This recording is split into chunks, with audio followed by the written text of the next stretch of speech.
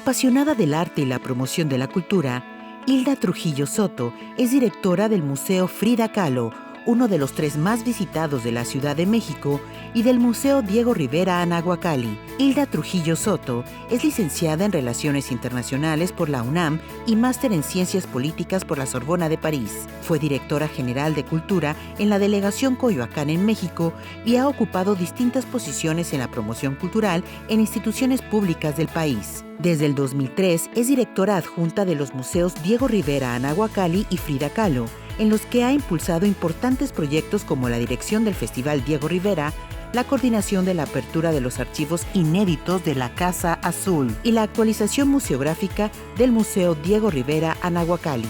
En 2018, su gestión fue clave para la realización de la exposición Frida Kahlo, Making Herself Up, en el Museo Victoria and Albert de Londres, que ha roto récords de asistencia en esta emblemática institución cultural del Reino Unido. Actualmente, entre muchos otros proyectos, Hilda Trujillo tiene a su cargo la coordinación del proyecto Remodelación, Ampliación y Construcción de Espacios del Museo Diego Rivera Anahuacalli, la itinerancia de la exposición de los vestidos de Frida Kahlo y de la exposición Frida, sus fotos, la cual ha sido disfrutada ya en más de 12 países. Hilda Trujillo Soto. Muchísimas gracias, Hilda, te agradecemos. Mira, te voy a presentar a Hernán Galindo. Él es parte de nuestro patronato y es un gran dramaturgo y es la figura del teatro en Nuevo León. Qué gusto, Hilda, qué gusto. Bienvenida. Arnoldo Nerio, también parte del patronato. Él es el director de difusión cultural de la Universidad de Monterrey. Ah, muy bien. Además, un experto en música y un gran promotor cultural. Él ha dedicado mucho de su tiempo y de su vida a promover la cultura. Pues qué gusto, de veras, y qué bueno que están trabajando en esto, por la pertinencia del arte y la cultura hoy día. Pareciera que la cultura en nuestro país es algo que no es importante. Creemos, este patronato, que la cultura es parte de un ecosistema muy importante de la sociedad, en donde debe de funcionar el gobierno, los empresarios, la salud, la paz social, etc. O sea, somos todo partecitas que se van uniendo en un engranaje en donde no puedes debilitar ninguna de esas partes porque se fractura el ecosistema. Entonces, la finalidad de estas charlas es hablar de la inclusión cultural como algo muy relevante, como algo muy importante de donde dependen miles de trabajos, miles de profesiones. Sabes, Hilda, que también nos interesa mucho, no solamente tu labor tan extraordinaria que has hecho con estos museos y con estos personajes que son tan nuestros, sino tú también como persona. Y mi primera pregunta es, cuando tú eras niña, ¿te llevaron a algún museo y eso marcó tu vida? Eso de alguna manera, ¿te acuerdas cuando fuiste por primera vez? A mí lo que más bien me marcó es el lugar donde nace mi madre y mi padre, que es Tuxpan, Michoacán, y Tlalpujahua, ¿no? Que son, Tlalpujahua está declarado Patrimonio por la Humanidad. Más bien lo que me marcaba de niña cuando íbamos de vacaciones, estábamos largas temporadas allá. Yo decía, bueno, esa iglesia maravillosa del siglo XVIII, uno nace y te cantan las mañanitas y después pues los festejos que siempre te están cantando José Alfredo Jiménez o no, por la tarde oyes Agustín Lara, después te llevan a bautizar a una iglesia del siglo XVII, XVIII, XIX, a comer al mercado, te hacen un mole. Los mexicanos estamos llenos de cultura, ¿no? La familia de parte de mi mamá eran comerciantes más, y de parte de mi padre habían sido mineros en Tlalpujahua, y digamos aquí era gente muy modesta, pero que traían digamos, una cultura que siempre me he preguntado de dónde, porque tenían un librerito, me acuerdo, y tenían libros de Dostoyevsky, de los clásicos en general, el Quijote, y me encantaba, entonces les pedía que me abrieran ahí que estaba con llave, y leían conmigo. Me tenían mucha paciencia mis tíos. Mi papá nos compraba libros, enciclopedias, y quizá la más inquieta de todas las hermanas, que somos 4 mujeres y un hombre, fui yo. Este tío Alex que me enseñó a jugar ajedrez. Entonces, me acuerdo que pasábamos sábados enteros, domingos jugando ajedrez, siempre me ganaba. El día que le gané no regresé a jugar nunca. Oían música clásica, como no, tenían digamos, como, pues, póster, carteles de obras de arte. Y bueno,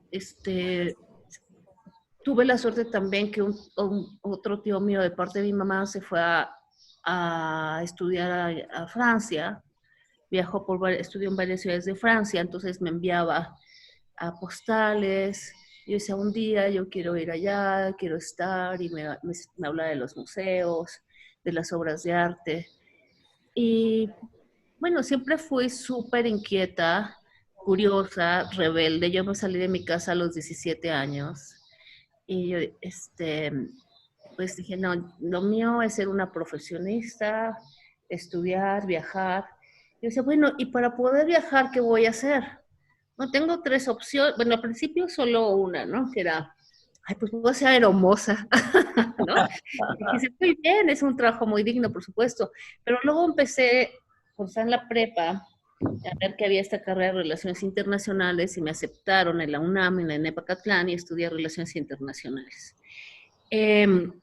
Estando ahí en la UNAM, trabajaba yo chiquitilla, 18 años, 19, ya trabajaba en Relaciones Exteriores, y sirviendo café, sacando copias, pero yo me pagaba mis estudios y vivía independiente, de manera independiente, te digo, muy rebelde siempre.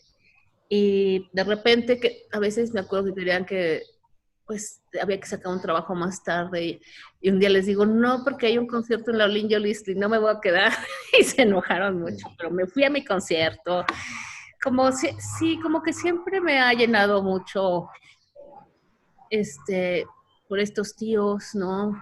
Y luego, también muy joven, a los 22 años, conocí a quien sería mi esposo. Eso me dio la oportunidad él me introdujo con sus amigos, las gentes con las que convivía, con Octavio Paz, con Carlos Fuentes, con Carlos Monsiváis, comíamos cada 8 días, y con Francisco Toledo, en fin, pues siempre metidos en el arte, pues para mí era mi pasión. En algún momento yo decidí irme a vivir a Tijuana para dirigir el Festival de la Raza, estudiar en San Diego, trabajar en el US Mexican Studies allá, y aspiré a hacer mi maestría en Estados Unidos, pero no me aceptaron. Afortunadamente había hecho la solicitud a la Sorbonne en París, y allá me aceptaron, de hecho, 3 universidades, Sciences Po, la Escuela de Altos Estudios y la Sorbonne. Entonces me quedé en la Sorbonne. Y es muy curioso porque mis compañeros en la escuela, en la universidad, me decían, no, hombre, tú no debiste haber estudiado Relaciones Internacionales, tú debiste haber hecho política.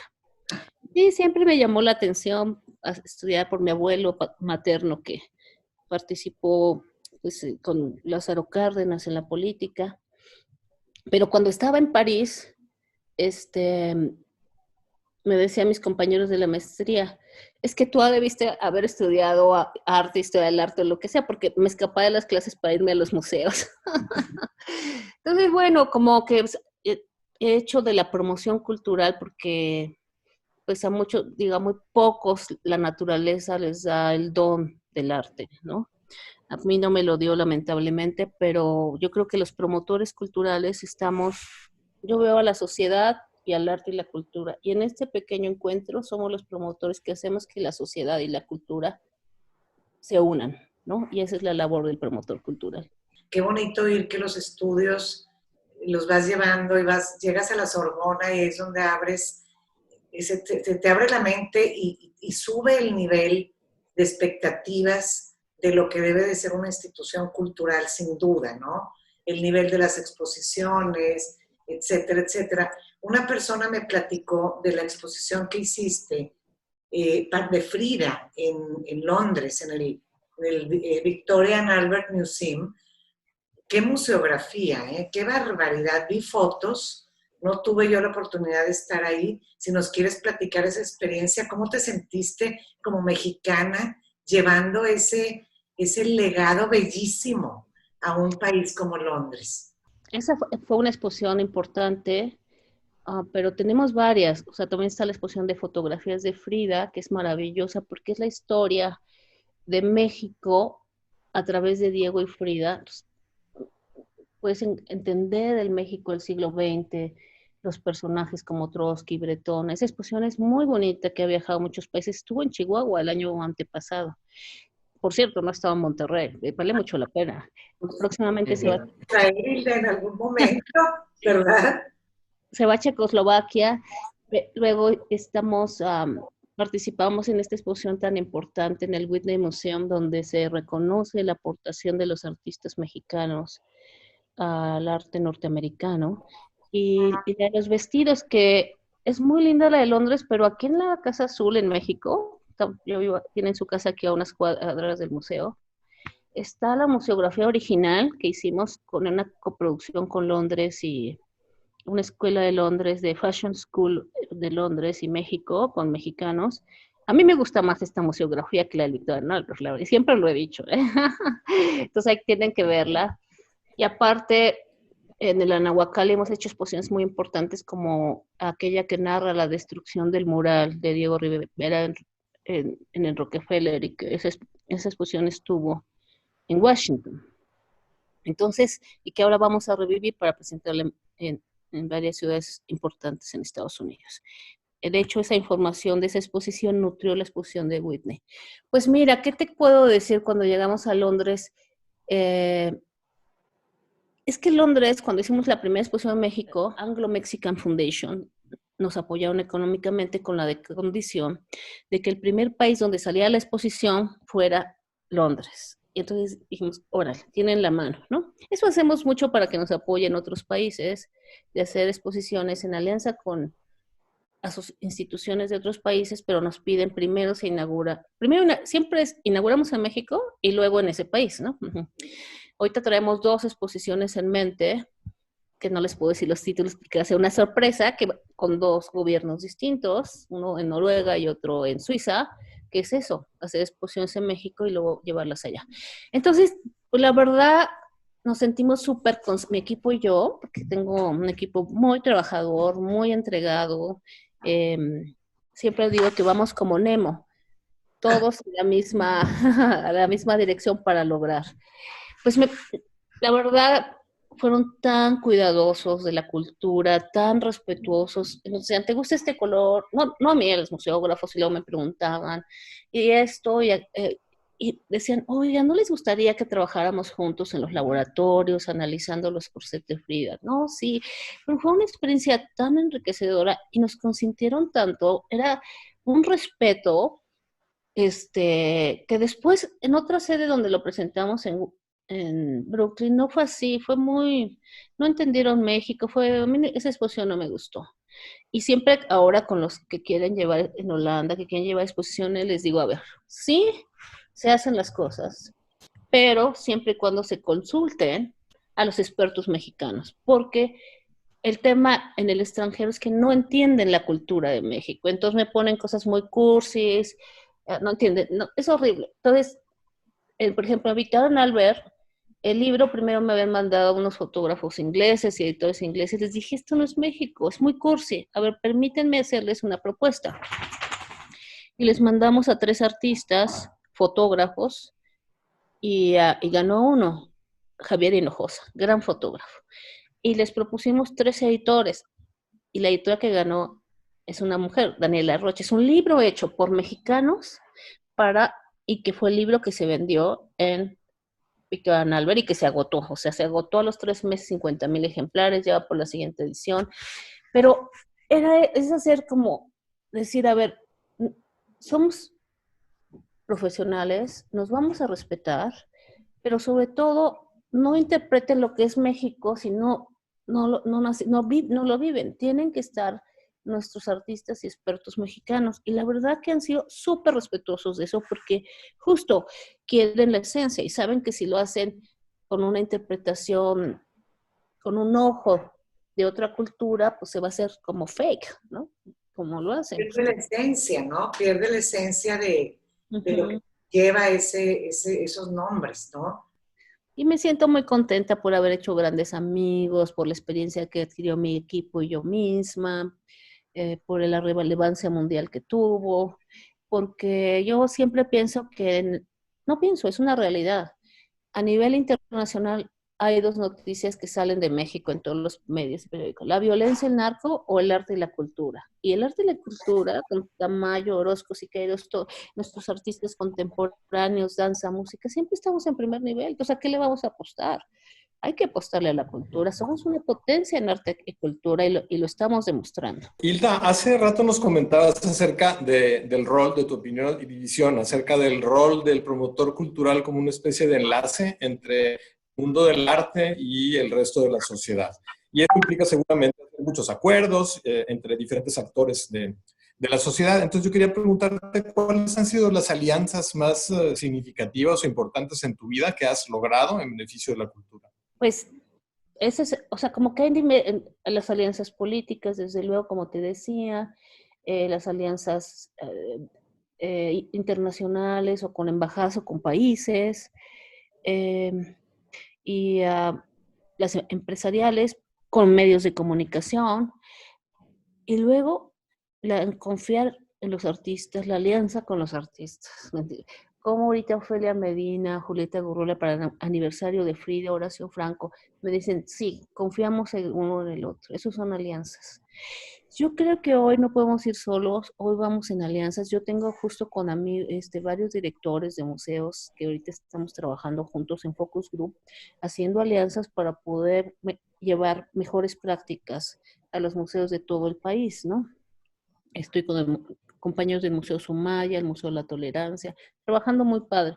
Pero yo creo que el papel del director de un museo, de un promotor cultural, es, digamos, antes en un museo era resguardar el patrimonio, así como, ¿no? El antiguo museo, que no se mueva nada, incluso el mejor director era un conservador, un restaurador, un historiador, que qué bueno, también hay que tener, pero en este momento en que los museos sí tienen que tener expertos, directores en historia, en restauración, tal, pero el director, la cabeza, tiene que tener una formación ya mucho más abierta, no solo de promoción cultural, necesariamente política, necesariamente financiera, necesariamente ser muy hábil en las relaciones internacionales, ser estratega, saber negociar, y al mismo tiempo tener visión, proyectar. Sí, es muy complejo ya hoy día ser director, y tú lo ves ya en México, en Estados Unidos mucho, como las exigencias para llegar a ser un director de museo porque además el director de museo y la gente que trabaja en museo es muy reconocida socialmente. La gente quiere esos museos, ¿no? Entonces, tú te sientes primero obligado a cuidar su patrimonio, a hacer cultura para ellos, pero la sociedad pasa algo con la cultura o un escándalo con un museo y esto se vuelve, o sea, ve lo que pasó con el caballito, o que sí, no sé, cualquier cosa que pase con la cultura, la gente es muy aprensiva. No sé si estoy en lo cierto, ¿ustedes cómo la ven?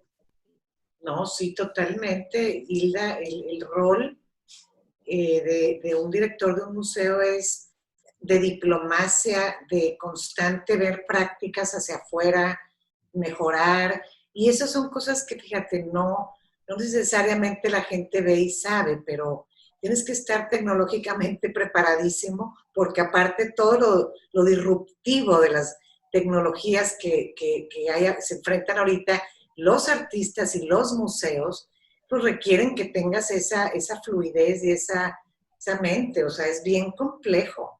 Tu trabajo es bien, y sin recursos, pues Dios de mi vida.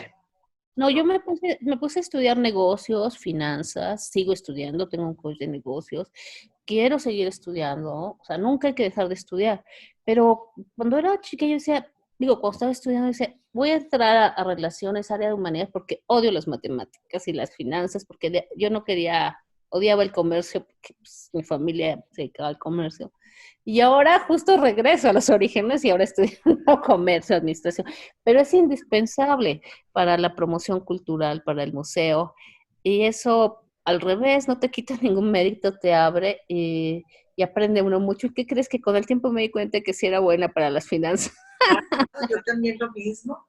Estudié una carrera de administración y luego de humanidades y siempre sacándole la vuelta al número, pero, Sí. pero sí es muy, muy importante. Y un buen equipo, como dices tú. También un buen equipo comprometido, que está presente también y es muy importante.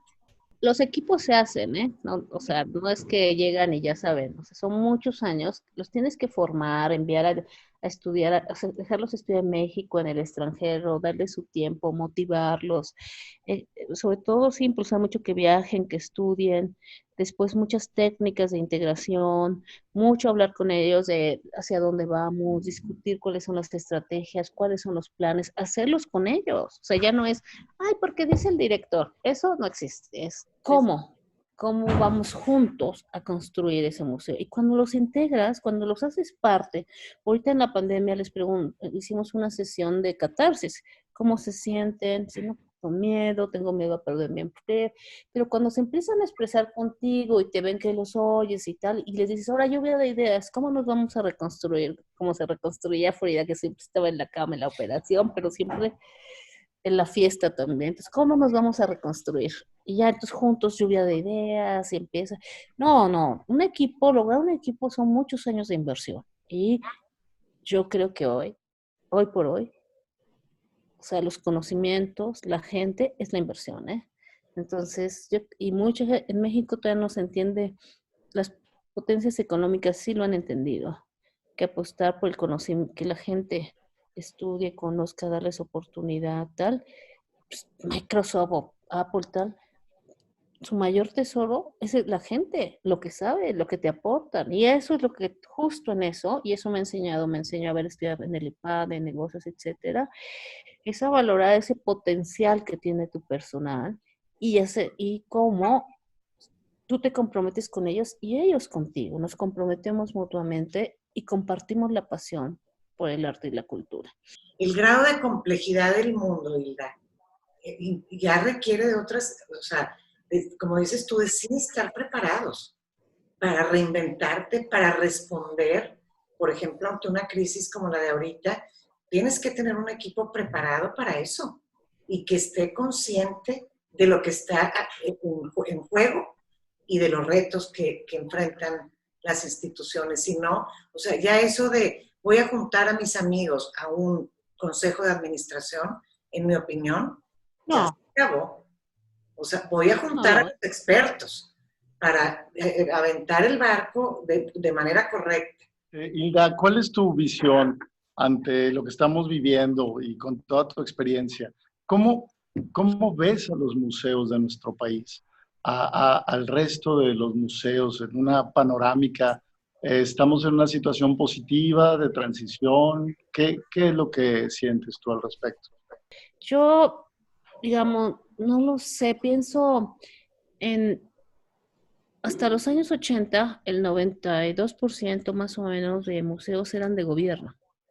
A partir de los sismos del 85 hay un mayor compromiso y participación sin que se lo hubieran propuesto, sino surge el fenómeno social como todos los fenómenos.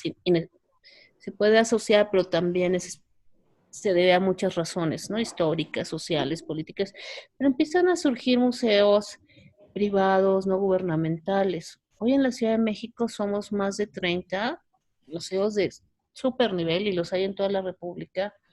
Son museos como el Sumaya, el de la Tolerancia, el Anahuacalli, el Frida, la Casa Barragán. Y la verdad que, aunque hay grandes museos en el gobierno, grandes directores, pero pues los atan más, ¿no? Para la creatividad, no los dejan, la política se impone. Mira, aunque tenemos grandes museos, grandes directores, pero esta libertad que te da el museo no gubernamental, la agilidad de toma de decisiones es muy interesante. Eh, desde luego, pues también a la hora de no tener un presupuesto, estos museos son los que más problemas rápidamente enfrentan. Seguramente habrá museos que no puedan abrir. Mi apuesta, y es lo que estaba estudiando desde hace muchos años y que ya he dado varias clases, no clases, sino un curso de 8 horas en varios estados de la República. En Chihuahua me tocó uno muy interesante con un grupo donde estaba el Museo Menonita. Y he tenido grupos muy interesantes en Oaxaca, en Tabasco, en Guanajuato. Y la idea es compartir la metodología que he desarrollado y que usamos en los museos Frida y Diego, que tiene que ver justamente con los servicios. Que tú no, la gente dice, en el Frida Kahlo viven o sea, el Museo Frida Nahuatl viven de la taquilla, no es cierto. El 45-50% es eso. Vivimos de los servicios que damos, que son 17 en cada museo. Entonces, no es que lo vas a ver como un negocio, pero lo vas a hacer que tu gente con la que trabajas, tu equipo, tú misma, todos se dediquen a generar los recursos a través de alta calidad en la cultura que va a ver o el público o empresas, la sociedad que lo va a adquirir. Y entonces hay que desarrollar esa, o sea, digamos, mi misión en la vida es poder ayudar, y me la planteé ya desde hace muchos años, poder ayudar a los promotores culturales independientes, a los museos, para ayudarlos a desarrollar la autosuficiencia, la suficiencia con la que puedan vivir y no estén dependiendo del gobierno ni de un consejo que les da dinero porque un día no les va a dar, sino de sus servicios. Y bueno, pues ahí voy, eso, digamos, tengo 16 años en los museos, toda mi vida trabajando en la promoción cultural, de muchos años en la Cámara de Diputados, en otros lugares, pero me veo ayudando a los demás a desarrollar esta técnica que he desarrollado en Anahuacalli y en el Frida, de suficiencia cultural. ¿Cómo lo veo? ¿Cómo veo que pinta el futuro? Bueno, pues mira, la situación política, la situación económica, está terrible, pero la gente necesita resiliencia. Tienen, y necesitan, digamos, somos seres gregarios, ¿no? Necesitan lo social, los mexicanos sobre todo, necesitamos el toque, el abrazo, los colombianos también, el abrazo, la gente está desesperada a todos lados, pero acá que somos tan sociables, los mexicanos necesitamos estar juntos para convivir, pues las familias, pues sí, somos, o sea, digo, el ser humano es gregario, y los mexicanos más, somos de fiesta, ¿no? De amigos, pues o sea, ve lo que está pasando, el fenómeno, o sea, es muy fuerte para nosotros. Digo, y culturas también te digo, como la colombiana, como muchas otras que son las que quieren, que hemos desarrollado, pues este tema bueno, que son culturas muy comunitarias, la verdad. Ahora, la empatía también. Y bueno, los retos que se enfrentan es cuando abramos los museos, solo vamos a tener el 30% de los visitantes y los servicios el 30%, por ende el 30% de ingresos. ¿Qué vas a hacer con otros 70%? Bueno, pues muchos museos hemos estado trabajando fuerte, desarrollando el tema digital, nuevas formas de comunicarnos con nuestros visitantes nacional e internacionalmente. Y hoy, si ustedes ven el programa que va a estar en nuestras redes sociales de Aniversario de Frida, es de calidad mundial. O sea, donde está Ofelia Medina, Julieta Gurrola, leyendo el diario de Frida con textos seleccionados por la maestra Luz Emilia Aguilar Sense. Yo digo, del diario de Frida, que es una obra de arte, salió otra obra de arte, que son ellas. Entonces, no veo a los museos en el futuro, si bien sin la parte digital, porque si bien nunca puedes cambiar la parte física, apreciación de obra de arte, está bien, pero es otra forma de experimentar y de conocer a través de lo digital y acercarse a la cultura. Entonces, museos que tienen que depender de los servicios que prestan a la sociedad. Y la sociedad va a ser, creo yo, lo que alcanzo a ver, lo que vivo, es la que te soporta para que podamos seguir viviendo y otorgando ese tiempo necesario en la vida, que no todo es trabajar, o sea, no es trabajar, dormir, trabajar, no. Tú te imaginas una ciudad sin teatro, sin salas de conciertos, sin museos, bueno, eso no es humano, o sea, es como esos pueblos gringos, así que, ¿no? Polvorientos, que no hay más que un cine y tal, ¿y qué crees? Que sí luchan, y de todos modos sale una idea, del desierto sale una idea, ¿no? De donde una flor sale en el desierto si tiene agua. Entonces, si tú le inyectas a una sociedad, educación, ciencia, cultura, pues va a florecer. Solamente quería preguntarle a Hilda si tiene algún consejo para los jóvenes que buscan dedicar su vida al arte, a las artes en general, pero muy particularmente a las artes visuales, la museografía, etcétera. ¿Alguna palabra de consejo, consuelo, ánimo? El otro día estaba viendo el papá de una amiguita de mi hija que quería ser músico y no lo dejaba. Y se dedicó a los derechos de autor, abogado en derechos de autor, y se dedica a defender a los artistas. Finalmente está haciendo algo para los artistas. Y cuando quieres ser, los papás te dicen, ¿cómo vas a ser cantante? ¿Cómo vas a estudiar esa carrera? ¿Cómo vas a pintarte a esa mujer de hambre? Pues si no lo haces, es como si te amputaran tus extremidades. Tienes que tener pasión, vida, ir por lo que vas. Y yo creo que si hay una verdadera pasión y una verdadera vocación, logras, o sea, tener un sueño y lo vas a lograr.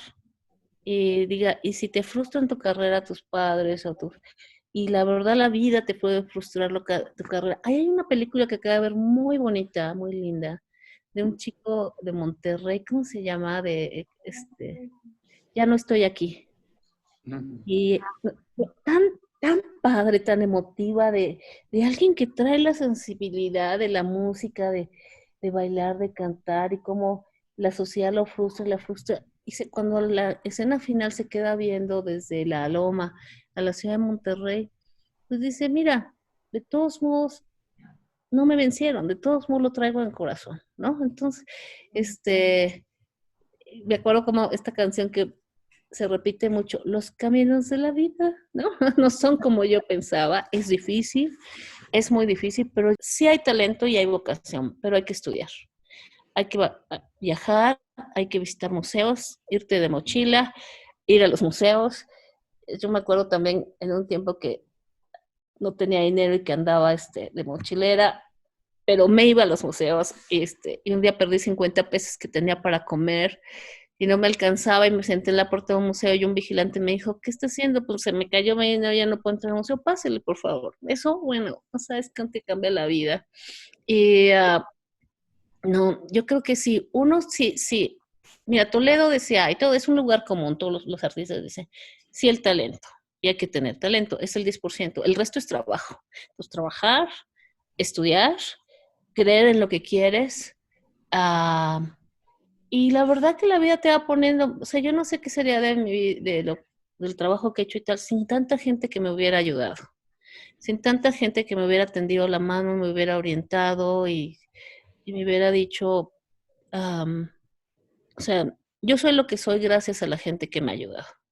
Y entonces ahora, pues mi idea es esa, retribuir a la vida con eso, ayudando a los demás para que puedan lograr, para que podamos lograr tener un país que la gente, digamos, quien quiere hacer una carrera artística, quien quiere tener un museo, pueda existir. Es un sueño, quizá no lo logre, pero lo voy a intentar.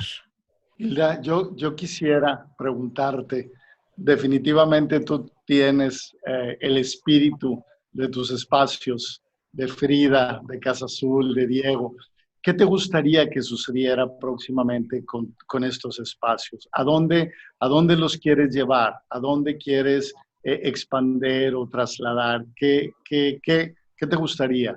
Es una pregunta la tuya difícil porque el Museo Frida, bueno, pues sí, la conservación, proyectos, llegar a la gente, me gustaría mucho hacer programas que podamos llegar a las gentes de menos recursos, a los estudiantes, dar lucha, porque fíjate que no sé cómo es allá en Monterrey, pero aquí en la Ciudad de México, pues no, la Secretaría de Educación no lleva a los estudiantes a los museos, no, imagínate, no estamos formando públicos. También es un momento ahora de plantearnos nuevos retos porque pues hay voy a sonar muy pedante, pero el Museo Frida Kahlo ya alcanzó un nivel mundial, ¿verdad? Y en la Nueva Cali también. Ahorita estamos terminando el sueño de Diego Rivera, que es su Ciudad de las Artes, con un arquitecto fantástico, Mauricio Rocha. No saben la locura de la arquitectura que es. Nos estamos reinventando porque las visitas virtuales son, no sé si han entrado, te marean, muy aburridas. Y ahorita traemos una cosa que va a fascinar, porque en 15 días o 3 semanas lo vamos a sacar, porque entonces va a ser divina la visita guiada. No saben lo que va a ser, eso es una sorpresa. Sabes que justo estoy en un tema, personalmente y en los museos, en un tema de... Es que esta situación te hace replantearte, ¿no? Te hace replantear y de cómo, por un lado, como dicen, ya no, o sea, digamos, Frida es importante, pero a Frida y a Diego, muy importantes, o sea, ya no hay que zarandearlos más, pero los veo como una puerta, que debe ser la puerta para dar a conocer a nivel mundial a todos nuestros talentosos artistas de las artes, de la danza, de las artes escénicas, porque el cine está muy posicionado, pero las otras es danza, teatro, literatura. En fin, dándole oportunidad a la gente que seamos un trampolín. O sea, yo quiero que se use el Museo Frida Nahuacalli para que seamos trampolín de todos estos artistas maravillosos. Teníamos antes nada más que ya no lo hacemos porque la música se volvió digital por internet, pero una cosa que se llama Festival de Disqueras Independientes, y trajimos grupos de Tijuana, de Monterrey, de Gilitla, de todas partes de México. Entonces, pues no dejar de apoyar a los artistas, a ustedes que están en posiciones en la universidad, ¿no? en el empresariado, en la sociedad, no dejar de apoyar a sus artistas. De verdad, ustedes, Monterrey ha dado grandes artistas a México y al mundo. Que siga habiendo embajadores como Frida y Diego, que son nuestros embajadores ante el mundo, ¿verdad? Pero que abran brecha para los artistas jóvenes que están en toda la República, ayudar, siguen ellos, ya están las otras posiciones, ahora vamos por los que siguen. Exacto, exacto, y a seguir obteniendo recursos creativamente, inventivamente, como decías tú, para seguir generando eso, y alianzas, y la muy importante, el confiarnos mutuamente las cosas, el entender la situación por las que estamos pasando la gente, y que la gente, el público, vea que hay mucha necesidad de cultura y que estamos muy, muy vulnerables y muy frágiles. Recomponer el tejido social solo pasa a través del arte, del deporte, la cultura y la educación.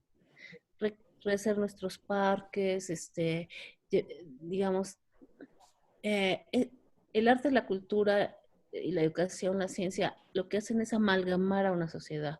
Y para poder reconstruir ese tejido social, para poder ir por los que menos tienen, para poder aspirar a una mejor sociedad, pues es ir por esa sociedad marginada, traerla, y eso se hace a través del arte, la cultura, la educación, el deporte. Definitivamente que coincidimos, ¿no? En esta cuestión de, para sanear el tejido social, definitivamente la cultura es, pues, un arma maravillosa que nos lleva a tocar el espíritu, ¿no? Y con ello, pues, a salir adelante de las adversidades.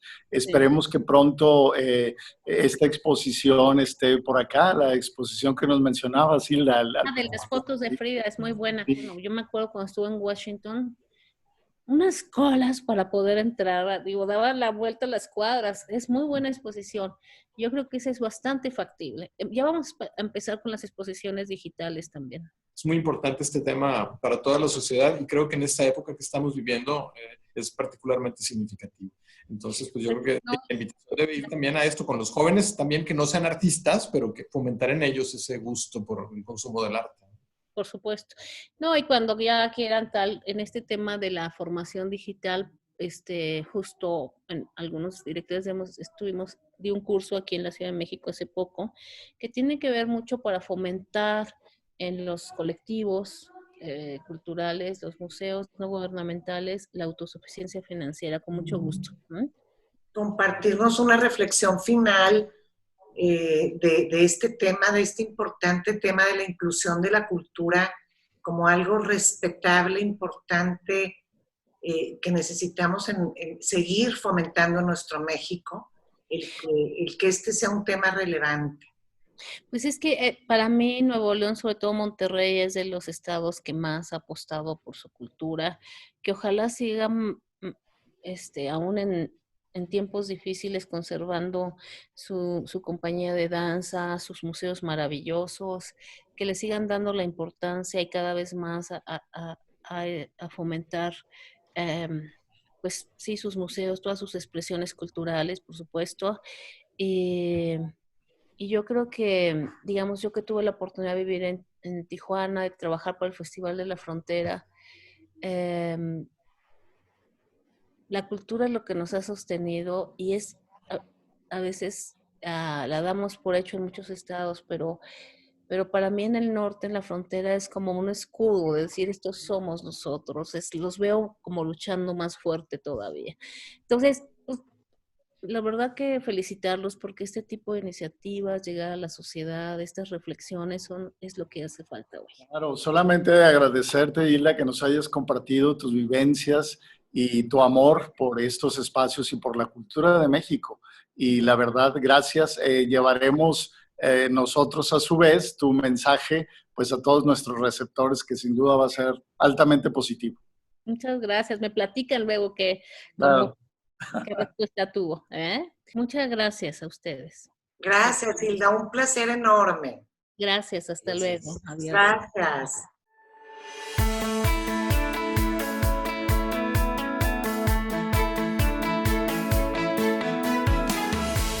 En el próximo episodio de Conectarte, uno de los íconos de la ópera internacional en la actualidad, el tenor mexicano Ramón Vargas.